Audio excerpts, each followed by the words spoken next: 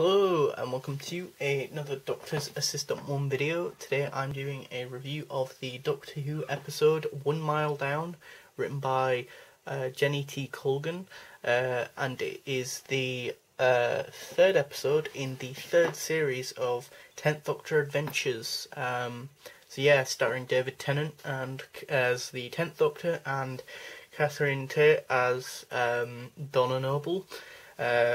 Yeah, I just have this chilling action figure just as a bit of an added display to the CD, and or normal, CD.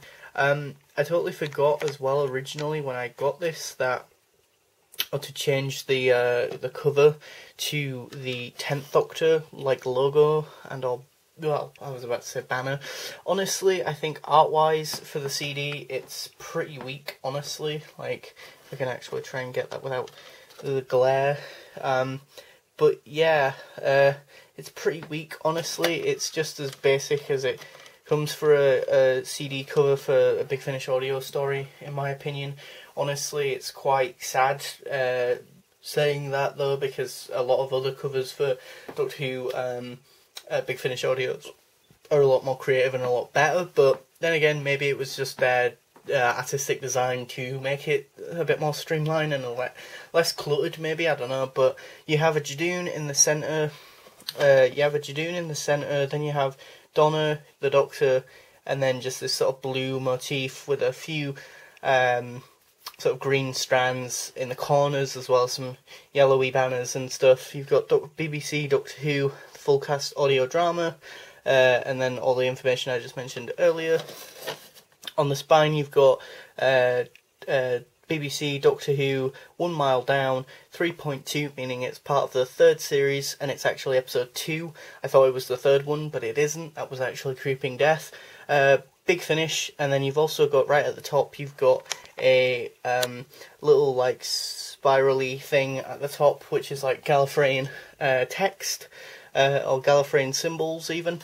Then on the back you've got the Gallifreyan symbol thing again, 1 Mile Down, Jenny T. Colgan, the bio, the cast list, the runtime, which is an hour, release date or release year even, which was 2019, the CD and the reversible cover, or the sort of normal cover, because I've already reversed it, which would have been the Jodie Whittaker logo, and that.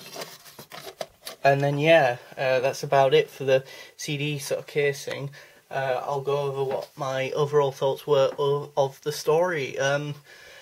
It was pretty decent. I mean, again, I think, as I've said in probably all of my 10th Doctor Adventure, the 10th Doctor Adventures sort of stories that I've reviewed, it's simplistic but effective, you know. I think a big criticism off the top of my head that I could say about the story is that, honestly, even though the Judoon are on the cover, you could easily critique and or criticise this episode by saying that they could have been in the story a lot more. They could have done more, maybe. It just felt kind of a little bit... They felt a bit underdeveloped, a bit sort of... you know, sort of just there for the sake of being there, or they were there almost just to sort of be the unique selling point almost of the story. Although I really do adore the idea of this sort of place called Valorasi, I think it was, which was this sort of underwater sort of or this sort of imagine Whitby, but if it was sort of underwater, you know, in a planet that's ensconced in water, and then it's Whitby in this protective dome that these people live in, and then you've got these coral spirals and that, and you know, the cathedral sort of thing in Whitby. You've got that, but made out of coral, and it's beautiful and that. I think honestly this story could have been a really good sort of comic book, if anything, you know, because it has some really good world building, and some decent character building as well, with this one sort of chap who is honestly quite, well, I won't say horrific, but it's quite grating and quite annoying and not nice, because he's quite racist about the local Valarassian people who are like obviously these like fish-like people, and consistently makes comments about how, you know, they're lazy and can't do work, and you know, and you know, the sort of stereotypical British, you know, ooh, the foreigners that they just actually don't want to do any work, or you can't get them to speak in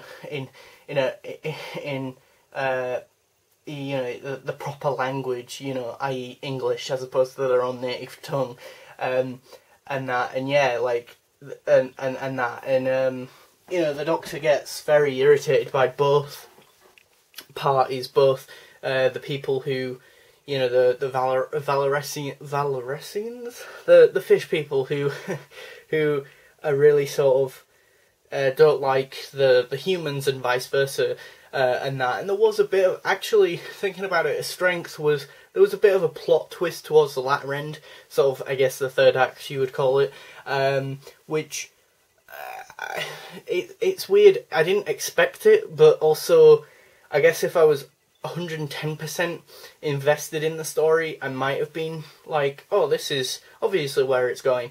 Not to say that I wasn't invested in this story, it's just with these 10th Doctor stories, they're so sort of not so much paper thin, but of that era of Doctor Who, that they're a lot more sort of, the pacing is a lot more fast, and a lot more, for lack of a better term, in some ways basic seems negative, but yeah, the format is, as I say, an hour long, as opposed to being split up either into 2 parts, or 2 half-an-hour parts, like a 4th Doctor Adventure Series episode, or a you know, monthly range story. It's not like a 2-hour story, but yeah, so you could say either it's a pro or a con, depending on which type of fan you are, and especially, obviously, if you have nostalgia or grew up with the Russell T Davies era, then you're more than likely going to like the format of these ones a lot better, because they are a lot quicker, a lot snappier. Sound design is brilliant, as always, you know, with Doctor Who audios, or, you know, this release came out back in 2019, so the audio quality and the sound design is really good. What else? I really like the sort of dynamic and banter, for lack of a better term, between the 10th Doctor and Donna, and it's really sort of played up really nicely here, you know.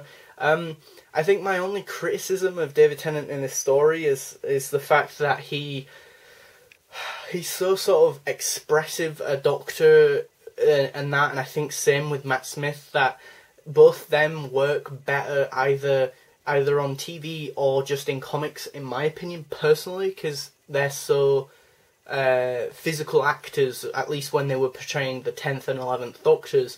So I very much feel like you lose that when you get audio, you know.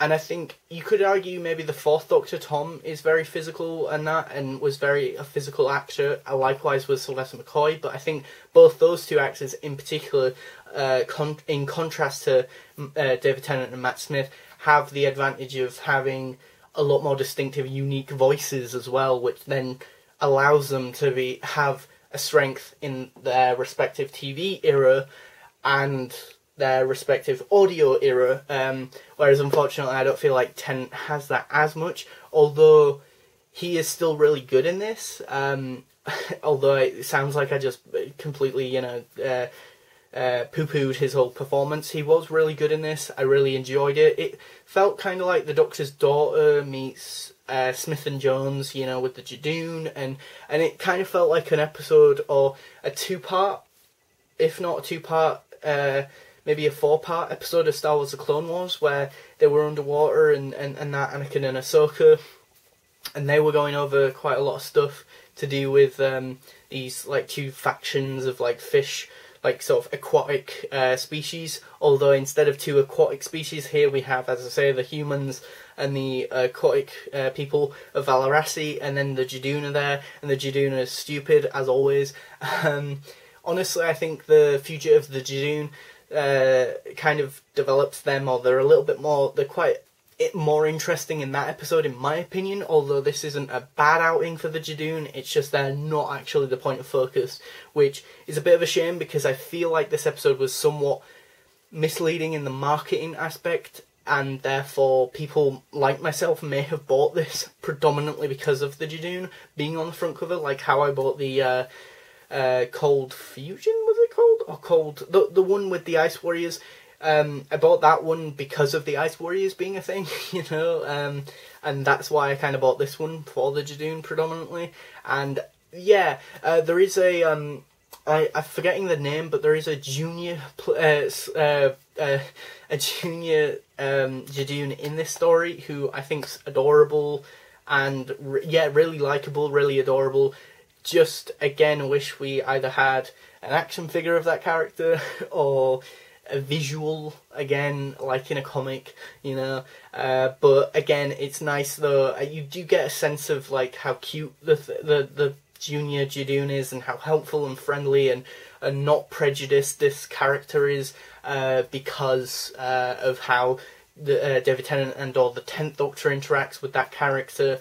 As I say, there was a nice plot twist towards the latter end. I like the beginning bit of the story because it sort of feels very sort of soft and bubbly and nice and very of the era, you know, very playful, with Donna and the Doctor being in the TARDIS presumably, or just sort of setting up the story very nicely and eases you into the story, and it's not nothing.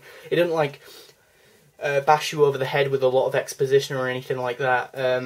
You know. So yeah, overall, honestly, I'd give 1 Mile Down a 7 out of 10. It's not the strongest Doctor Who audio story I've ever listened to, but it's not the worst one ever by any means. I think the lowest I've given a Big Finish audio drama and or Doctor Who episode is a 5 out of 10. So, you know, this is still above average, but not super, you know, strong considering their really good output. Overall, you know, it falls short, but not by a lot, but it's not, yeah, super top tier. You know, I'd say it's, you know, as I say, a little bit less than, or a point less than 8, obviously, hence the reason why I gave it a 7 out of 10. So yeah, thanks for watching. Please do comment, rate, and subscribe.